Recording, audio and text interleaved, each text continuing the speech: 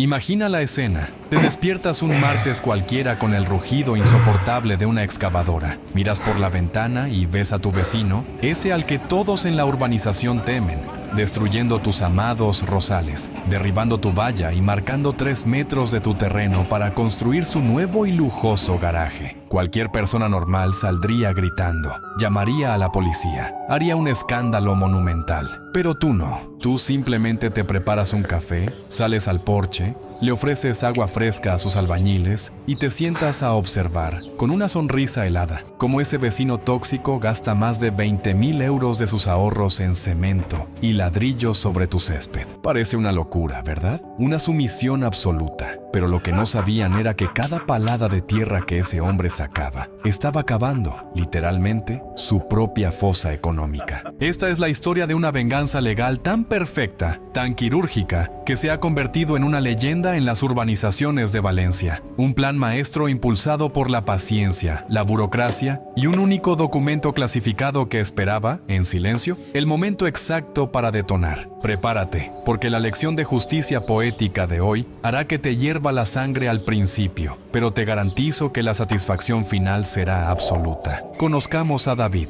un hombre de 55 años, trabajador incansable, de esos que valoran el silencio después de una vida entera lidiando con el ruido de la ciudad. Hace 5 años, David invirtió los ahorros de toda su vida para comprar un pequeño chalet a las afueras de Valencia. No era una mansión, ni mucho menos, pero tenía un jardín trasero precioso, delimitado por una antigua valla de madera y piedra, y un muro de rosales trepadores, que el antiguo propietario había plantado en los años 80. David es un hombre metódico. Un detalle sobre él que resultará vital para esta historia es su absoluta obsesión por el papeleo. Mientras que la mayoría de la gente firma escrituras sin leer, y tira los recibos a la basura, David archiva todo. Conserja carpetas con el IBI, los recibos de la luz de hace una década y, sobre todo, conserva celosamente el maletín de cuero gastado que el vendedor original le entregó el día de la firma. Durante años, la vida de David fue idílica, hasta que el chalet contiguo fue adquirido por don Arturo. Arturo era la encarnación de todo lo que está mal en las comunidades de vecinos. El típico nuevo rico, prepotente, ruidoso y acostumbrado a que el mundo se apartara a su paso. En menos de 3 meses, Arturo ya se había autoproclamado presidente de la comunidad mediante tácticas de intimidación y no perdía oportunidad para alardear de sus supuestos contactos en el ayuntamiento. Conozco al concejal de urbanismo, solía decir a gritos en las juntas: aquí no se mueve una piedra sin que yo lo apruebe. El conflicto estalló un martes por la mañana. David estaba podando sus rosales cuando un estruendo ensordecedor sacudió el suelo. Al salir al patio lateral, se encontró con una cuadrilla de 4 operarios armados con picos, palas y una sierra radial. Estaban literalmente cortando y arrancando la histórica valla de piedra que dividía ambas propiedades. El corazón de David dio un vuelco. El olor a polvo viejo y madera astillada llenó el aire. ¿Qué demonios están haciendo?, gritó David, corriendo hacia ellos. Desde el otro lado de la línea de polvo, emergió Arturo, sosteniendo un vaso de tubo con algo que parecía whisky a las 11 de la mañana y una sonrisa de superioridad que daba náuseas. «Actualizando los límites de mi propiedad, vecino», respondió Arturo con una chulería insoportable. «He decidido que necesito una plaza de garaje más amplia para el coche de mi mujer. Y según los papeles, resulta que tu valla estaba 3 metros dentro de mi terreno, así que me los quedo». David, intentando mantener la calma, le exigió una explicación legal. Arturo soltó una carcajada seca y le estampó un papel en el pecho. Era una impresión barata de internet, una simple captura de pantalla del portal virtual del catastro. «Míralo tú mismo, chaval», escupió Arturo. «Las líneas rojas del catastro marcan mi parcela y dicen que la frontera llega hasta tu viejo cerezo. Así que si no te gusta, me denuncias. Pero te advierto, tengo al mejor abogado de Valencia y mis albañiles no van a parar». El sonido de la sierra radial cortando el acero de los postes ahogó las palabras de David. Arturo dio media vuelta y entró en su casa, dejando a los operarios destruyendo 30 años de historia de aquel jardín. En ese instante, la impotencia que sintió David fue paralizante. Intentó ir al ayuntamiento a primera hora del día siguiente para presentar una denuncia administrativa, pero la burocracia española es un monstruo lento y pesado. En la ventanilla de urbanismo le dijeron que, sin una orden judicial, no podían paralizar una obra en una propiedad privada por un conflicto de lindes. Los otros vecinos, asustados por la influencia del señor presidente, le aconsejaron a David que se rindiera. «Es Arturo», le decían en voz baja en el supermercado. «Te van a hundir en juicios. Déjale esos 3 metros. No vale la pena perder la salud». Durante los siguientes 7 días, David tuvo que soportar una tortura psicológica. Cada mañana despertaba con el sonido de las excavadoras arrancando sus flores. El olor nauseabundo del gasoil de la maquinaria pesada reemplazó el aroma a tierra mojada de su jardín. Vio cómo vertían toneladas de hormigón armado sobre el césped que él mismo había sembrado a mano. Arturo paseaba por la obra pavoneándose, hablando a gritos por el móvil para asegurarse de que David lo escuchara. Sí, he ganado 3 metros gratis. El vecino es un cobarde. No ha hecho nada. El ego de Arturo estaba por las nubes. Sentía que había pisoteado al eslabón débil. Pero había algo que Arturo no sabía, algo que la soberbia no le dejó ver, y ese iba a ser su error fatal. Esa misma noche, mientras Arturo brindaba con champán en su terraza, David no estaba llorando, estaba en su estudio, iluminado por una tenue lámpara de escritorio. Había abierto el viejo maletín de cuero. David conocía una regla de oro del derecho inmobiliario español,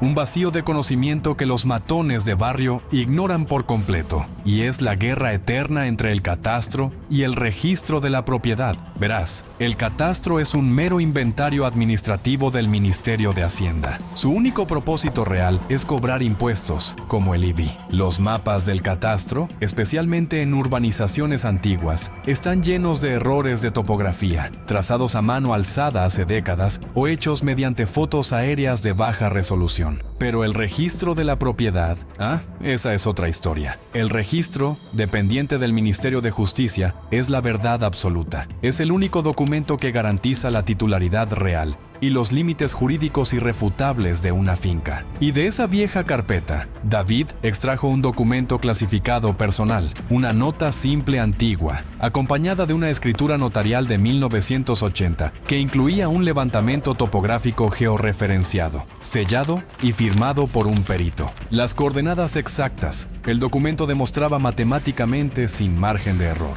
que la antigua valla estaba exactamente donde debía estar. Arturo no solo estaba equivocado, Arturo estaba cometiendo una invasión de propiedad privada en toda regla. En este punto, cualquier otra persona habría corrido a la valla a restregarle el papel en la cara a Arturo. Habría exigido que pararan la obra, pero David elaboró el plan maestro. Su mente analítica hizo un cálculo rápido. Si detenía la obra ahora, Arturo solo perdería unos pocos cientos de euros en cemento húmedo y el coste de la valla vieja. Eso no era un castigo, eso no era justicia para sus rosales destrozados. Para que la lección fuera imborrable, el golpe tenía que ser devastador. Y la ley española tiene un artículo delicioso sobre construcciones en suelo ajeno de mala fe. Si dejas que el invasor construya y luego demuestras la invasión, él no solo pierde la obra, sino que debe demolerla pagando el 100% de los costos. Así que David instauró el silencio absoluto. Dejó que Arturo cavara su tumba. Literalmente, las siguientes 3 semanas fueron una obra de arte de la paciencia fría y calculada. David adoptó una actitud sumisa. Incluso llegó a saludar a Arturo con la cabeza cuando salía a tirar la basura. «Ya va tomando forma el garaje, vecinito», le gritaba Arturo, riéndose a carcajadas con sus amigos. «A ver si aprendes a medir tus parcelas. Se ve muy sólido», respondía David, dándose la vuelta para ocultar su sonrisa. Lo que Arturo no sabía era que, desde la ventana de su habitación, David había montado una cámara en un trípode. Todos los días, a la misma hora, documentaba el avance de la obra ilegal. Fotografió la zanja, fotografió el vertido de los cimientos, fotografió cómo levantaban un muro de ladrillo visto de 3 metros de altura y fotografió el momento exacto en que instalaron el suelo de porcelanato de alta gama y una puerta automática de diseño. Arturo se gastó la friolera de 28,000 euros en aquel capricho, confiado en su mapa de internet y en la supuesta cobardía de su vecino. Celebró el final de la obra con una barbacoa, invitando a sus amigos para presumir de cómo le había ganado el pulso al tonto del barrio. Ese mismo lunes, Arturo cayó en su propia trampa. Llamaron a la puerta de Arturo. Era el cartero de correos. Un burofax certificado para usted. Firme aquí. Arturo, todavía con resaca de su fiesta de inauguración, rasgó el sobre de mala gana. Al desplegar los folios, su expresión cambió. El color abandonó su rostro. Se le heló la sangre. No era una carta de queja, era una demanda formal por la vía civil, interpuesta por el abogado de David. El paquete contenía copias compulsadas de la nota simple, la escritura de 1980 con las coordenadas periciales, el informe topográfico actualizado que David había encargado discretamente semanas atrás, y un dossier fotográfico cronológico de 30 páginas mostrando, día a día, cómo Arturo construía ilegalmente sobre terreno ajeno. El burofax exigía la paralización de cualquier uso del espacio, la restitución inmediata de las lindes originales y una citación para el juicio de deslinde. Arturo intentó usar sus contactos, llamó a gritos a su abogado, llamó al concejal, pero frente a una nota simple registral y un peritaje georreferenciado, no hay enchufes que valgan.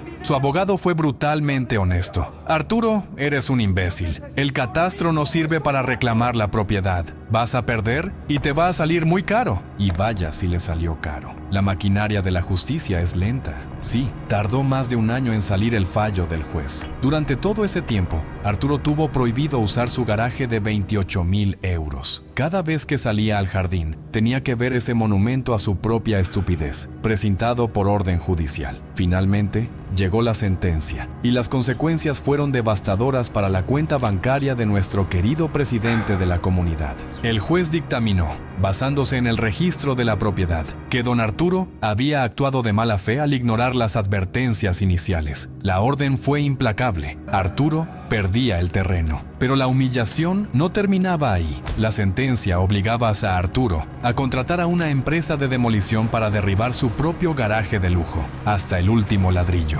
Suelos de porcelanato rotos a mazazos, muros recién levantados cayendo bajo la fuerza de las retroexcavadoras, todo pagado de su bolsillo. Ruina financiera total. Y el golpe final del karma instantáneo. La orden judicial obligaba a Arturo a restituir el terreno a su estado original. Tuvo que pagar la instalación de una valla idéntica a la destruida, contratar a paisajistas para traer tierra fértil y plantar rosales adultos de la misma especie que había asesinado meses atrás. Sumando las costas del juicio, los honorarios de los abogados y los costes de demolición y reconstrucción, la bromita de invadir el catastro le costó a Arturo más de 45,000 euros. Mientras los obreros de Arturo sudaban bajo el sol demoliendo el garaje, David estaba exactamente en el mismo lugar donde empezó esta historia, sentado en su porche, bebiendo un café, observando la escena con una paz interior que no se puede comprar con dinero. La historia corrió como la pólvora por toda la urbanización. Arturo, humillado y económicamente asfixiado, renunció a la presidencia de la comunidad y apenas salía de su casa. Y David, en un acto de nobleza absoluta, utilizó el dinero extra que el juez le otorgó en concepto de indemnización por daños y perjuicios para donarlo a la comunidad de vecinos, financiando la instalación de farolas nuevas en la calle principal. Una luz que, irónicamente, disipó la oscuridad y el miedo que el viejo matón había impuesto durante años. Aquí tienes la lección de oro de hoy, especialmente si vives en España y tienes la desgracia de toparte con un vecino invasor. Nunca te dejes intimidar por un mapa impreso de internet. Si tu vecino intenta mover una linde alegando que el catastro dice que esto es suyo, no entres en pánico, no grites, no llegues a las manos. El catastro solo sirve para que el Estado te cobre el IBI. ¿Es administrativo, no jurídico? Lo que debes hacer es actuar en silencio. Solicita inmediatamente una nota simple y una certificación gráfica en el registro de la propiedad. Si hay discrepancia, el registro siempre, absolutamente siempre, prevalece. Si tienes razón legal, documenta con fotografías fechadas cómo el vecino construye sobre tu terreno y déjalo actuar. No hay mayor error táctico para un invasor que construir de mala fe en suelo ajeno, porque la ley le obligará a destruirlo todo con su propio dinero. A veces, la venganza no se sirve fría, se sirve en un sobre de burofax con acuse de recibo. ¿Te ha hervido la sangre y has sentido la dopamina de esta victoria judicial? Suscríbete, deja tu me gusta y comparte este video para que nadie más caiga en las trampas de estos falsos dueños. Nos vemos en el próximo caso.